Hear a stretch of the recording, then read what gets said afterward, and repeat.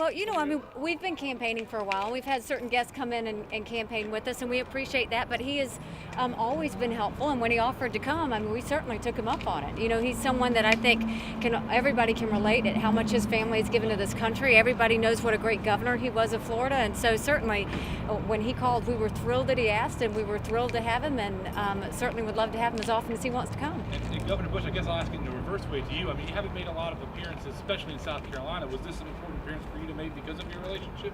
Well, I'm a huge fan of your governors, and I want to help.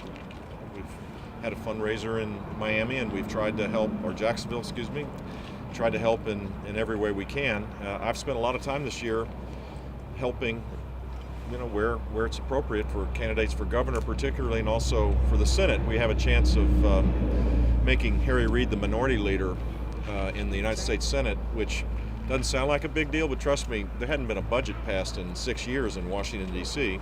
This governor passes budgets with the legislature here each and every year, and they balance the budgets, cut taxes, create reserves for a rainy day, create a better business climate so jobs are created. It's a real incredible difference when you see what conservative leadership can do compared to the gridlock in Washington. What I appreciate and what I want the people of South Carolina to know is he's helped them even when they didn't realize he was. When I was running, he helped me as a candidate by saying go out there and shake as many hands as you can, forget the consultants, and move forward. But as a governor, when I really needed help building my transition team, he didn't just talk to me on the phone. He sent me his right-hand person to help talk to my people, get the staff together to really do an effective transition team. And so you look at all that our directors have accomplished, it's because we had a good start. And then, of course, with our education reform, that was one of the biggest education reforms we've passed in 20 years.